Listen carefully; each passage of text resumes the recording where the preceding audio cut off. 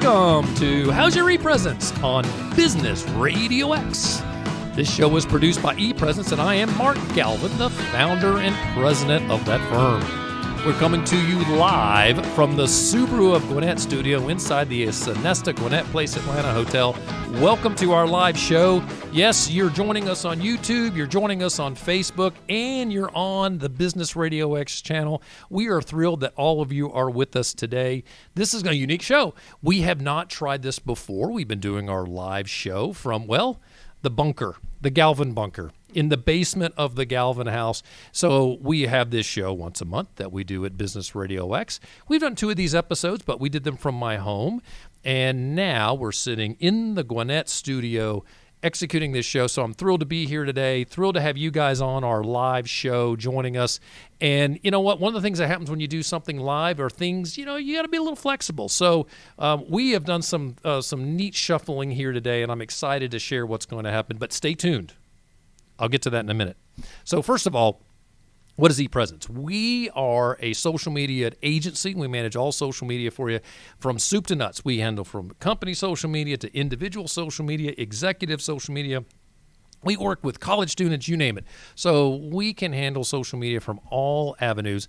What we do on this show is we talk about how to leverage social media a little better. How can you take social media and put it in your business and make it more effective for either you as an executive at your firm or for your entire company?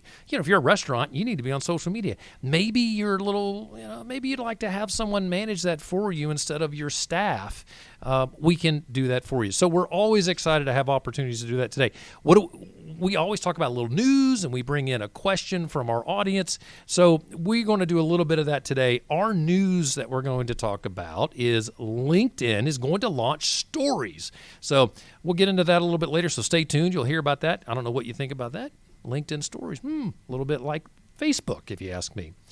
Now, we always bring in a great guest, and we have a great guest today, and our guest is Trina Kinjo. Trina, let's see if we can get you up on the screen here. Here we go.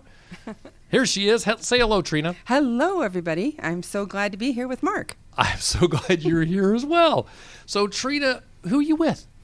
Well, Mark, I am with Marriott currently. Right. I've been with Marriott Hotels for 14 years total, but I skipped a year, went back to Hilton for a little bit. So 14 years, 10 years on this job that I'm doing. I love my job. I have about 17 accounts, which I handle globally. So anywhere they want to go, I can send them. And I handle everything from the catering end to group to business transient. Great. So is my phone ringing over there? Yes, it is. So this is the beauty of live feed. So Trina's phone, you'll see her back in just a minute here in a moment. So you are a hotelier, and you've been in hotels for a long while. What'd you do before hotels? Oh, gosh. Okay, so I've been in hotels for 29 years. My first job, I was a ground manager. So I handled Japanese tours that came into Atlanta for a company called My Travel. Awesome. And I took them on tours. I took them to the mall. I took them, or business tours, whatever they needed to do. This is awesome. Now, so what was your major in college? Japanese history. Yeah, this is great. And education. So I had an education degree at one time. So it was a natural progression for you to end up working the tour groups that were coming from Japan. And are you fluent in Japanese? I would say at one time I was. I would say I'm more intermediate now. Sure. I watch the Japanese news frequently at home with my husband. Okay. So I do get some of it. But dramas, soap operas, those are much easier to watch than news. Oh, well, they are. I'm sure. Well, good. So why are you here with us today? Well, Mark, the hotel business, unfortunately, is not doing its best right now. So I have been furloughed since April, hoping to go back in October, but took a class with Mark, which I highly recommend, to learn how important social media is. And I said, Mark, I can get excited about selling this. And so here I am. Outstanding. So, again, we just lost Trina. So we have somebody calling in, and I should probably figure out how to not keep my phone from ringing next time. So you'll see Trina back in a second. So all this said, actually, what was exciting is you came to me and said, I can help you with ePresence, and I'd like to do that. So she has been, I want to tell all of you guys that she has been very helpful so far. We have jumped on a call every day. She's looking at different accounts and helping us out, and we are thrilled that you're here to help us. So we were talking about this show today. She just said that she can come over and join, and so we're thrilled that she's here. We're going to go through a little bit of information. Is my phone still ringing? Yes. No, I hate it when that happens. Okay. So first foremost, LinkedIn's going to launch live stories coming up here. And that's kind of interesting. It's very interesting, yeah. So the stories, as we know, as you see in Facebook or on Instagram, what does a story do? A story is a way to drop some current info on a social media site, and it expires. So what's going to happen is upcoming, we're going to see that on LinkedIn. Right now, Australia, Brazil, the Netherlands, and the United Arab Emirates have stories on their LinkedIn system. So they're rolling them out from in these regions so they can do some testing. And I know it's eventually going to get to the U.S. So this is exciting. We're thrilled this is happening. And I'm just curious, what do you think about that? Is that a good thing that they're rolling LinkedIn stories out? I'm trying to see how I would approach that, because LinkedIn is such a business site. Right. So when you're doing a story, are you focusing on something that happened to you in the business world compared to a story that... I would think so, yeah. Yeah, that would be... I mean, I can see some positives. I don't know, Mark, if you went through it at Marriott, but Marriott now interviews with star interviews. Mm-hmm. So if you go through the interview process, it is... strategy, target, action, result. That's how you answer a question. So they're stories that you're giving. And that's what I think of when you say story. Right. So I think of some situation where I gained something for the company. Mm-hmm. Yeah, I really, and I got to wrap my head around this. If they're rolling this out on LinkedIn, how would I best harness it? And I think I would, if I was going to an event, let's say we're going to a hospitality event where we're hosting customers. Mm-hmm. I could go through with my phone and show these images as I meet with each person in the group, and show them in this story, and let that rotate through for 24 hours. That would be a good way to do that. Doing it through pictures instead of words. Yeah, pictures, great. videos, Yes. little videos. Here I am with Trina. Here I am with Mike, right? That would be interesting, and it would be effective for what we're doing, because you could see some of my clients or potential clients that show up there. Yeah. The other thing I think that it would be worthwhile is you could do some promotions. You could say, hey, like today, you could have a hotelier pop onto LinkedIn stories and show this is how my hotel's open today. Mm-hmm. Because all the hotels have closed, right? Well, not all of them. A lot of them have. Some are reopening, but it would be good to share how those hotels are opening today. And what does that look like? Okay, well, this is not, this restaurant may not be open, but we're doing this, this, and this. And you could show that and let that expire in 24 hours. But here's what's great, because it's going to change. Right. Different parts of the hotel. That's a great idea. Yeah. So harnessing it in a way like this would be good. Here's what worries me, is that we're going to get a lot more things that are not necessarily LinkedIn focused, that are not business focused. So as long as the users are using it for information, it can be quasi-social. You and I know hospitality is a very social space. Yes, definitely. It's business, but it's very social, right? So that would be okay if we're leveraging that social aspect, but it's still connected to business. But I'm going to tell you, I don't care if someone's at the beach. I don't care if somebody's out walking their dog. I think that there's some lines that we need I would hope that people would not cross if we're doing this. Though you could, when you said walking the dog on the beach, okay, if that person is selling the new dog leash. Right, yeah. Okay. Oh, good point, yeah. And if you're at the beach, you could do some hospitality stuff with that too. You could have all your mugs, all your waters be labeled to the hotel, especially if it is a beach resort. Right. That would work, like a Marco Island or That's a good point. Yeah. So you could have a little fun with it if you just don't go overboard and it doesn't become business anymore. Right. Yeah, I do. The only thing I worry is, and when I bring it all the way back to the beginning, is I love LinkedIn because it doesn't turn into politics, sex, or religion, right? Right. I don't want, let's not have any of that on LinkedIn.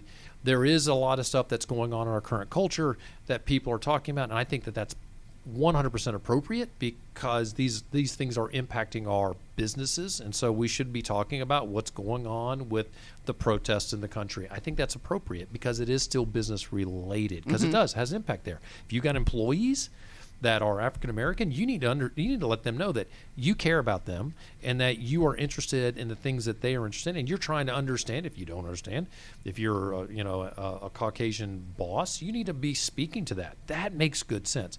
So I think that there are ways that people can do this, but it still needs to be focused on business. And I worry they're going too far afield. That just scares me. Yeah, I can see that happening. Yes. Yeah. Good.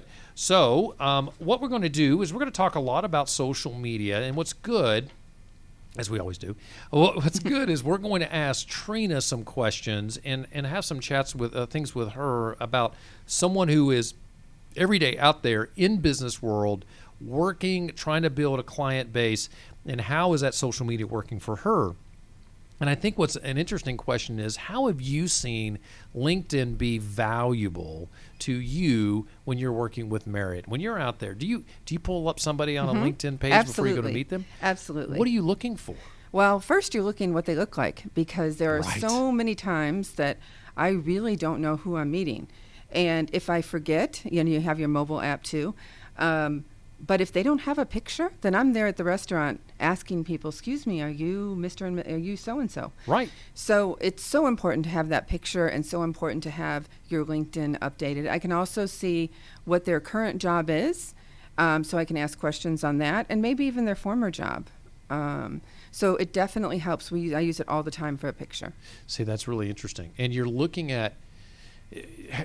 Some people feel like this is a little creepy. When you walk in, you meet somebody for the first time, you've never talked to them before, and you say, well, I know that you used to work with Hilton, right? Do you think that that's a value? Does that sometimes break the ice? I do think there is a borderline to it. I had a customer that I met with him. We were sitting at lunch one day, and he said when he checked into the hotel that afternoon, that they had a picture in a frame of his 2 dogs on the nightstand. That's kind of creepy. And I said, that's kind of creepy. I said, that's kind of creepy. And he said, but it shows they know me. And I said, okay. Right. Okay. Well, so but how far do you want to go with that? But he liked it. He liked it. That's good. I've had people who have done something like that, and I did, I'm not so sure that I want all that out there. Right. I had somebody who sent me a picture of me and my whole family that they found on my Facebook page, and I did not like that. No, I wouldn't like it either. Yeah. So I think it depends on the person, right? Yes. But if I sat down with you and we're talking business, and I said, I know you used to work for Hilton. Do you know XYZ, right? Somebody that I knew in Hilton also. And it could help build the alliance. And I'm not being overly, that's not total trolling. No, I think so, because granted, everybody knows you're going to still look them up. Sure. I would hope they've looked me up. Yeah. So I think there's a line where you can cross that. Right. And especially if I'm meeting with them, they're usually going to be from one of my accounts, a company. So I already know that part about them. So I think that's okay. I would not feel, if they saw that I'd worked for Hilton, that's okay. Yeah. Well, good. It's the pictures that go a little bit, but he chose to put him on there. Right. So. Well, and he chose to make his Facebook page, I'm assuming that's from his Facebook page, public. Yes. So if you don't like that, folks, go and to your Facebook page and make sure that that your Facebook page isn't public. Well, I think that's really interesting. So now you've got colleagues that are probably thinking they're going to look for a job. I mean, there may be a worry about that. Do you think that a lot of these folks need to get out there and clean up their LinkedIn profiles? Absolutely. And I've been talking to them about that. Hopefully everything's going to go smooth and we'll be back in October. Sure. There's nothing more that I want than to have everything come together again. Right. But even if you're not looking for a job, you want to be relevant. You want to be out there, especially if you're a salesperson. Good. You want people to find you. So I think it's really good, and have learned so much from ePresence and the classes that I took before I started working with Mark on how to do that. Yeah, that's and good so, to hear.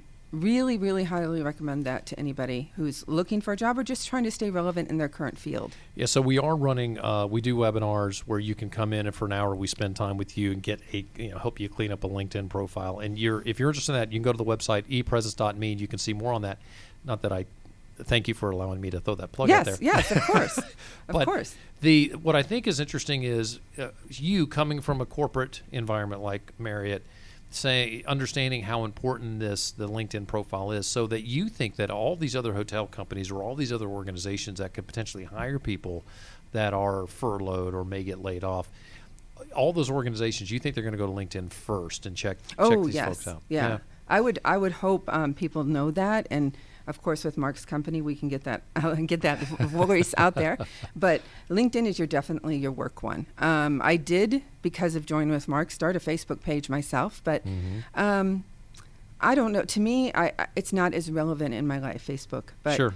If you can't find your customers, though, and you do want to be friends with your customers, you can't find them on LinkedIn, then Facebook, maybe they're there. So you bring up an interesting point. So if you have a job, and you're not looking for one, so you're not looking at LinkedIn for a position, you could use social media to develop a relationship and build rapport with clients. And I think that's a really important, and I've seen some people do this really well in the hospitality business. Yes, I have too. Yeah, yes. Where they use Facebook as a way to build a stronger alliance with those clients. And I think that's really smart. You need to, of course, the struggle is if you're on Facebook and you're talking about sex, politics, or religion, you could offend those that audience. So you have to make sure you focus on what's the purpose. And this is important for anyone and any social media site anytime. Who's my audience, and how do I want to talk to them? What should I say to this audience to make sure that I'm engaging them in the right way? And you should think about that on Facebook. And I have seen that. A customer that I had was offended by something he saw on somebody's Facebook.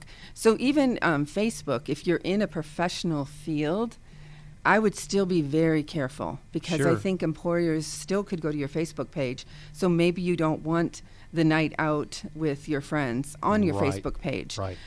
Just to be conscious of what you're showing, what you're saying, even on Facebook, because I have seen that happen. Yeah, that's a great point. So, and and it's just keeping in mind your mission. I will tell you this: I don't encourage folks to have two pages. I don't, and there's some people who do that. They have a personal, and I did that once. I had a personal page on Facebook and I had a business page, and it's it's just too much work. Just represent yourself one way in one spot to your specific audience. It is much easier. It's much more efficient, because here's the challenge. If you really think about it, you have multiple pages, because you're probably on Twitter, you're probably on Facebook, you're on LinkedIn, you're on Instagram. You got, then multiply that times 2 if you're going to have 2 spots in each. That's crazy. Right, yeah. Also, if you do have all these spots, you're on Facebook, you're on LinkedIn, you're on all these places, how can you best leverage your content to those spots? And I encourage you to get a social media aggregator. Hootsuite's the typical one that most people think about. There are other ones that you could use. We use Social Pilot at ePresence. So there are places and spots that you can do that, where you post once and it goes to all of them. Now I'll tell you the drawback. Major drawback is if I want to tag you in Facebook and on LinkedIn, it's harder to do, right? I have to go natively to tag you inside LinkedIn and tag you inside Facebook. Oh, okay. A little bit of a challenge there, unless you're a company. Companies I can tag all day long. It's fascinating. Individuals, little more difficult. So this is good. So tell me this. Here you are. You're out there. You're building relationships with folks with Marriott. All your clients. What's the biggest struggle you have in that world? What's the biggest struggle to be successful in that arena? Because and I'm thinking why you think about this. I remember with Marriott there was so much to do. There were always so many things. You had systems in place that you had to maintain. You got to make sure you're entering information. You got to make sure you're making the phone call. You got to push out the proposal. You got to follow up on that. With all of that, what is the biggest struggle in being effective with Marriott? Well, how I used to do it, being so busy, is that you have your to-do calendar. Yep. although that gets kind of scrapped after the first 2 hours maybe of your day. But is trying to get certain things done in a certain time period. So I'll say, I'm going to give myself an hour to update this. I'm going to give myself an hour to do this. By the time that the business closes at the day, whether it be 5:30 or 6 Eastern Standard Time, Sure. then that's when I'm going to work on things that, or for me personally, such as my LinkedIn profile or Facebook, whatever, or entering any kind of data. We have some great systems with Marriott. It's a Salesforce app that we call ARM. Mm-hmm. And that is kind of where we enter all the people, all the clients' names, all the things that are going on. All that entering. That's your CRM. The CRM system is that, and but it's based on Salesforce. Yet you guys have a unique name for it. So you have your own carve out. Okay. Yes, it's a Salesforce system. Yeah. So that's really good. But any kind of data entering that I'm doing, I try to do it off business hours. The cool thing, though, about this Salesforce system, now I'm selling Salesforce, is that you can do emails and send it bloop right into the system. That's cool. So I do keep that open so that I can put the emails in there right away. But to do my LinkedIn and all that stuff, I'm usually trying to do it after work or right before, an hour or so before I leave for an appointment, so I can pull data on the person that I'm going to see. Mm-hmm. Many times people don't have it, though. Right. I mean, I run across many times they don't have a LinkedIn profile. Yeah. So, and here's what's interesting. In 2008, I pulled this data up. 2008, when the last financial crisis hit, there were 35 million people on LinkedIn. Today, there's over 700 million because there's 2 people joining LinkedIn every second. So in 20 minutes, you're getting 2,400 new people on LinkedIn. So they're quickly at the 700 million mark. They'll exceed that soon. But it does show there's more and more people getting on there. Had a call with an IT professional just last night, and this IT professional had never found it useful to be on LinkedIn. And now what she's found is she said, she reflected herself, she looked back and she said, I probably should have been doing this a long time ago. And I think a lot of people do that. They get to the point, okay, I got to look for a job or something's changed. Wow, I got to jump on LinkedIn. What I encourage everyone to do is look at your LinkedIn profile today and make sure it's up to speed. And there's 5 simple things that you can do on your LinkedIn profile to make it really potent. And you can get the guide on LinkedIn, or you can join our webinar and we'll show you that. But the long and short of it is, it would probably take someone about 2 hours, maybe 3, to knock it out. And I encourage you to look at that. Go ahead and take those few hours, get LinkedIn up to speed, because it could be too late once you realize, gosh, I should do this, because it is ground zero. It is where all recruiters are going to look for new people, right? They go and they search for a title. They're looking for an account executive. They're going to type account executive, and they're going to see all the ones that pop up.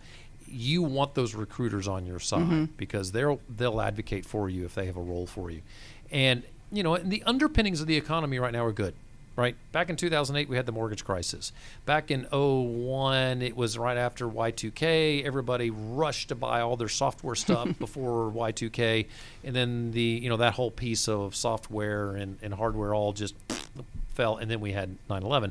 So we don't have those types of issues now. If we can come up with a solution for COVID-19, and I do say solution, that's ambiguous on purpose. What does that solution look like?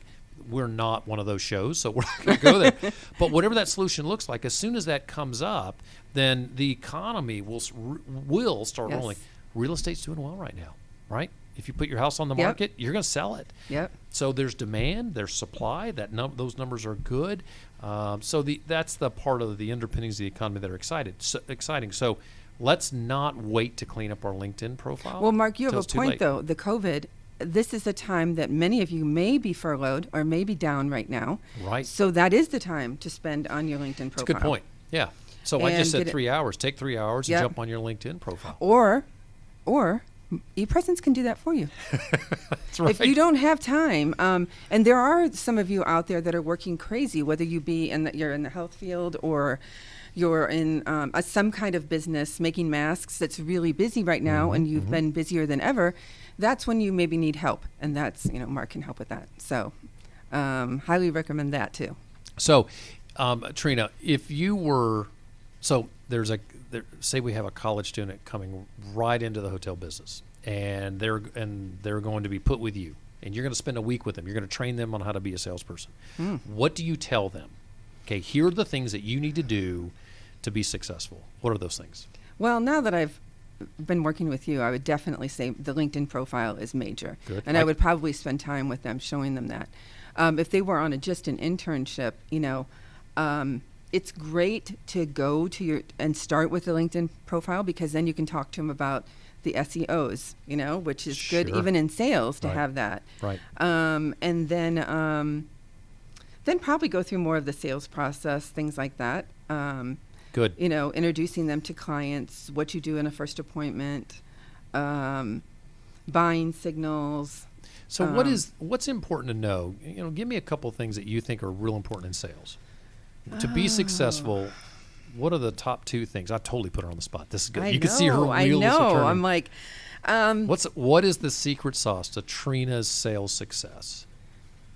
I really try hard, because now living in the South, but I am from Ohio. So sometimes I think I come across like I want to get to the point. Right. I don't want to, how's your day? How are you? How's this? I will do some of that, but I have a tendency to jump right. Like, okay, we're done with that now. It's time to sell. Right. So talking about them, trying to get the customer to talk about them, get them to talk more. And you be the listener. Now, I'm not saying this is the easiest thing to do. No, it's not hard. It's because you want to just sell your hotel but the good thing in my role is I'm not selling one hotel. Sure. I'm selling. You represent a lot. Right. Any hotel they want to go to, as long as it's my client. So if I want to go to a hotel in Prague and you have a hotel there, you can book that for Correct. me. That's cool. So a new customer, I would probably start, just listening to them. So what do you do on your job? Are you doing trainings? Are you doing launches? I do a lot of car companies. That's why launches comes into my head. Sure. Car launches. Are you doing, and get what kind of business that they're doing. So get them to talk about that. Once you have them talking about that, then you can kind of go into, well, I would recommend, you have a lot of trainings. What about some resorts? But you still got to, let me say this, go back. When you're talking about the trainings and what they're doing and letting them talk, also trying to get a budget there. Because with Marriott, you can spend very, very little up to luxury. So you don't want to sell. I know what companies now, because I've been dealing with them, which companies will go for luxury and which companies won't. And the nice thing is that we have luxury now that nobody knows, because sometimes you get that, I can't go to a Ritz-Carlton because it's luxurious and people will question us. But we have a lot of hotels now too that don't show that luxury, like the Whitley, for example, that's in Buckhead. It is luxurious, but it doesn't, and it's a luxury collection, but it doesn't have. People might not know that. Right. So it doesn't give off the impression. It doesn't give off that impression. Too much money. So the main key, number 1, listen. Yep. Listen. Yeah, that's good. Before you start selling. And I goof up all the time. But I would say that's the main. I think it's a great tip for anybody, anywhere, anyhow. You've got to ask those questions and really listen to what the client needs. And if you don't ask the questions, you're never going to find that out. And you can't start selling until you know what their needs are. Well, that's good. So how can people find you? Oh, gosh. So we could find you on LinkedIn. We know that. Yes, definitely. But so what's your email with ePresence? So it's tkinjo at ePresence.me. .me. It's all about you. It's all about me. And I would be glad to help you. I told Mark, like I said, and I probably said this already, but I have to be excited about what I'm selling. And I want to stay. I want to continue in sales. And this is the second thing that has made me excited about selling besides hotel. I love that. The hotel business. I love that. And you went through a webinar with me, and you were great at that. And we were just talking off the cuff. I said, you know what? Hey, you've got some time between now and October. Let's, I could use the help. So this is great. I'm so glad that you're here. And I'm glad you just popped in. You're just north of here. And so joining us today gives everybody an opportunity to meet you. So thank you so much for being here. We got to wrap up here. So thanks for joining us here on How Your ePresence. ePresence manages company, personal, and collegiate social media. So, and we do offer training and consulting services, as we talked before.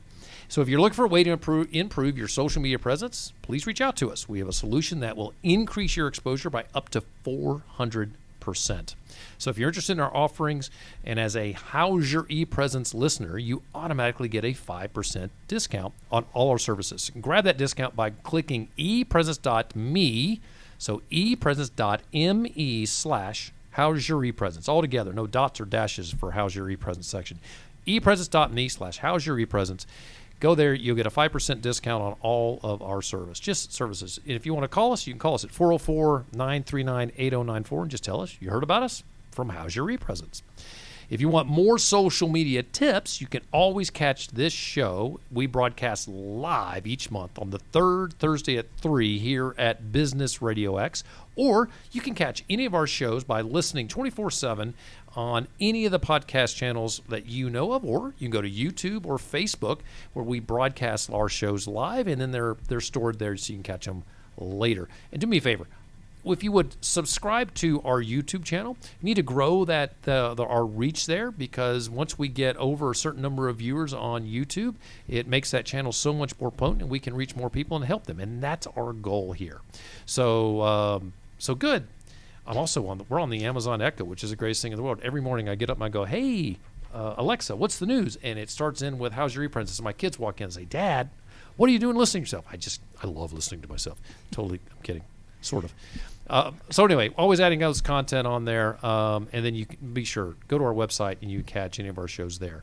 This show is promoted by Business RadioX, and Amanda Perch does great work for Business RadioX, and it's produced by Mike Salmon. Our ePresence team is Eric Welch, our director of social media, and he's also this show's live producer, and he takes care of our pre and post editing.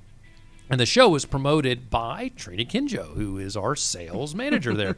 Until next time, for my guest, Trina Kinjo, I'm Mark Galvin, and this has been How's Your ePresence on Business RadioX.